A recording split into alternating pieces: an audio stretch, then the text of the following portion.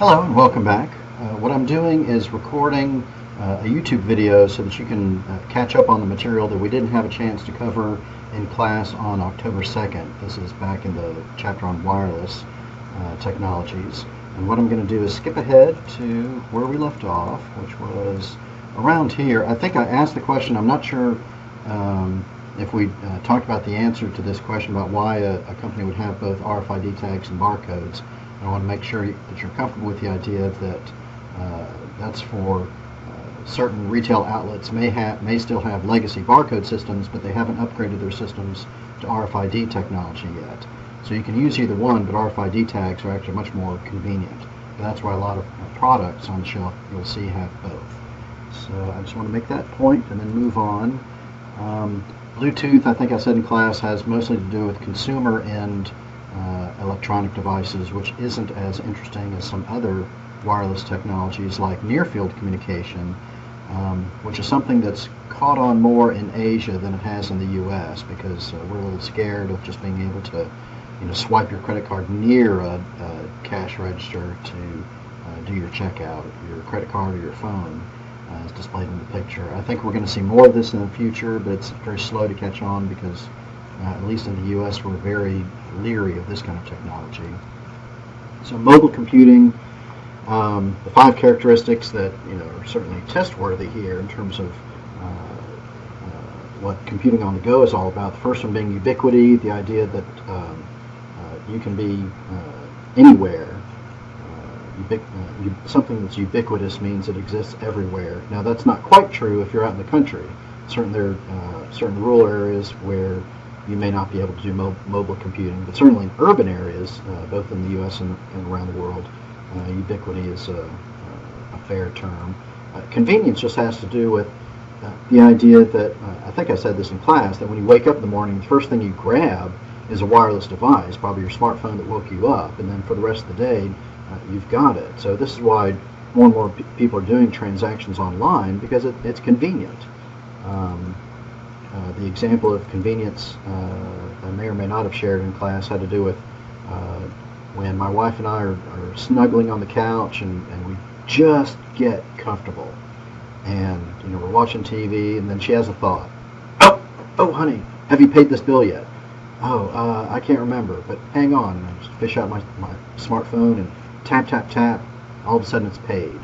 That's convenience. You've just found the right spot. You don't have to move off the couch. You're able to pay it. Certainly, a lot of people have trust issues with and valid security concerns about paying for things online. Some of you may as well, but some of you may be, to my school of thought, where the more convenient the better. Instant connectivity has to do with, it's not like people are using America Online anymore to connect. It's not like you hear modem squeal to connect to the internet. You're just connected all the time. You're always on. So it's not so much a matter of instant connectivity as that you're never disconnected from the internet. At least your mobile devices are never disconnected. Personalization and localization of products and services just has to do with 2 levels of customization. So the things that led to the current mobile computing environment, just about everybody has some kind of mobile device, some kind of Wi-Fi device, and you don't even need a PC.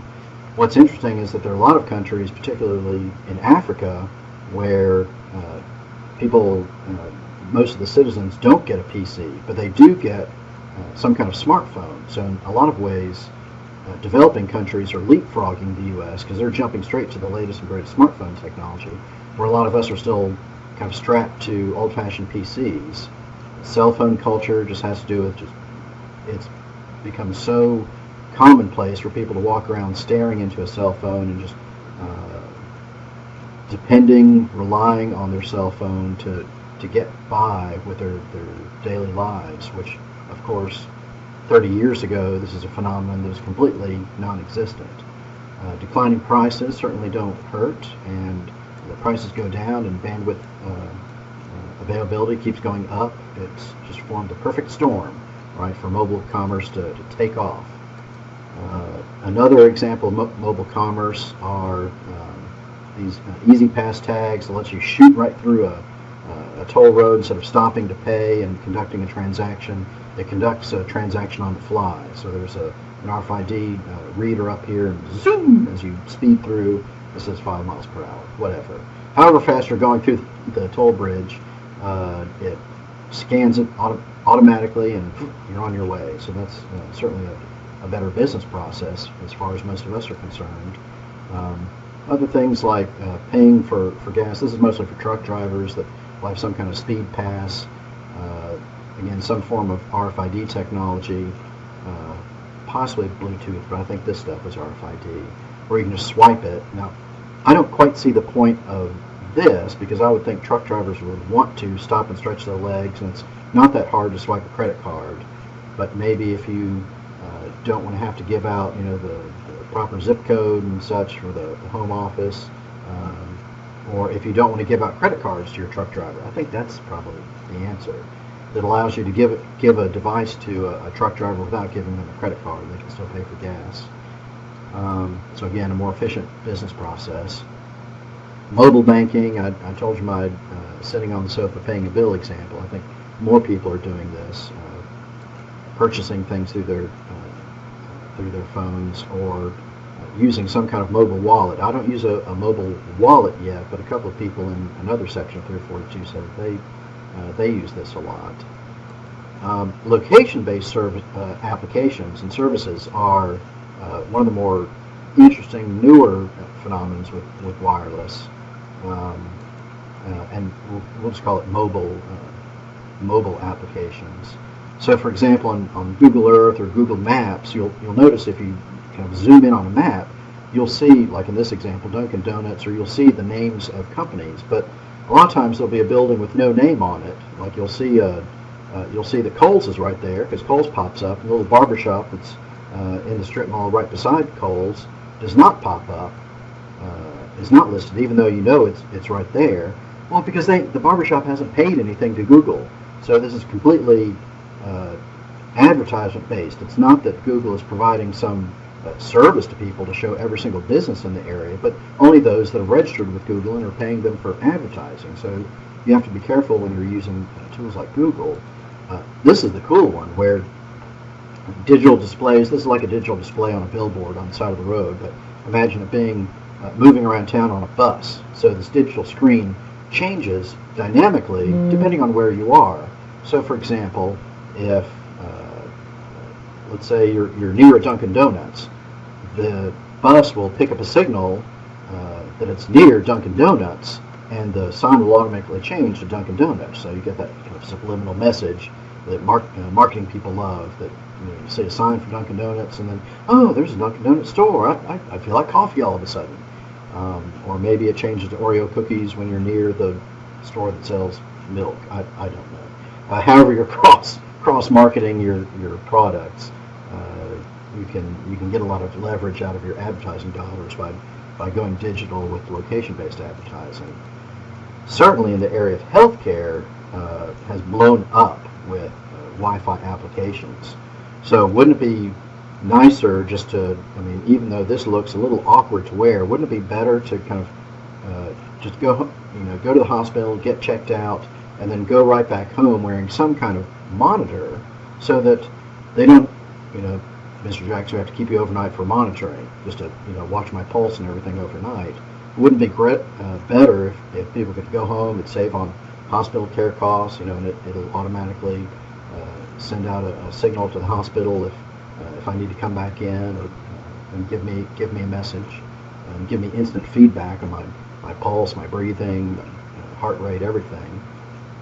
The other section of 342 that I was substituting for, the guy had an interesting story to share about a friend of his father's who had to wear a device. He was being monitored at home, but he had a more extensive setup than this. He actually had a defibrillator. What's the word? Defibrillator. Defibrillator. You know the word I'm trying to use here. That sends an electric pulse to your heart to restart it. Well, it's attached to his body, and he said if it needs to go off, if the guy's having a heart attack, a voice will in the speaker will say, "Stand clear, stand clear, stand. Nobody touch me." and then it'll send a shock to the heart to get the heart going again. I'm not sure I would want to wear a defibrillator. Why can I not say this word? Wear one of those myself, but I appreciate that we have that kind of technology now. There's an optional, there's some interesting stuff going on with wireless for pacemakers. So instead of having to do expensive surgery for somebody to reconfigure a pacemaker, wouldn't it be great if you could do that with a radio signal? Well, that's the kind of stuff we're doing now. And then finally, in terms of wireless security threats, keep in mind in the networking class 468 we talk a lot about wireless security. These are just some of the many wireless threats that are out there, including somebody throwing up their own access point for a man-in-the-middle attack. So you connect to this rogue access point, like in an airport. It's the number one place to watch out for these, because it'll broadcast free Wi-Fi, free public Wi-Fi. You connect to it, and they're actually gathering up your wireless packets and trying to hack back into your laptop.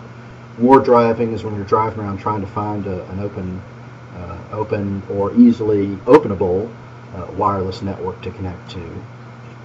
Eavesdropping, the difference is you're just listening for traffic. You're not actively trying to hack into somebody's wireless network.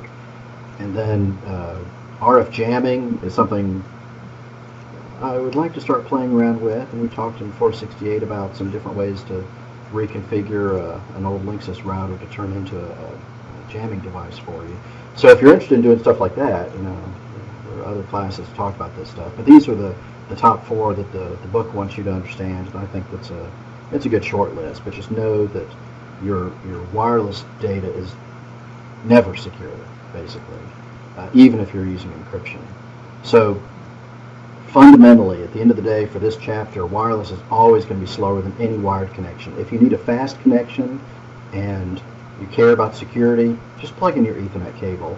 If you want a faster connection for gaming in your dorm, plug in your Ethernet cable. It's always going to be slower over wireless. And it's always going to be less secure. So anytime you're doing a wireless transmission, there's a chance for somebody to grab the packets out of the air. Again, I teach you how to do this in 468. It's not hard. There are free tools to do packet capture. I'm not sure that wireless will always be more expensive, just because wireless costs in the U.S. keep dropping and dropping. It may not always be more expensive, but it's always going to be slower, always going to be less secure. So do finish reading up Chapter 7 if you haven't yet. Ignore this. This was due today, so you've taken care of that. If you have a question about how homework's been graded, again, just let me know. But again, my apologies for all the problems with SAP in class, but we'll get those figured out for next time. And until then, stay tuned for more. Bye-bye.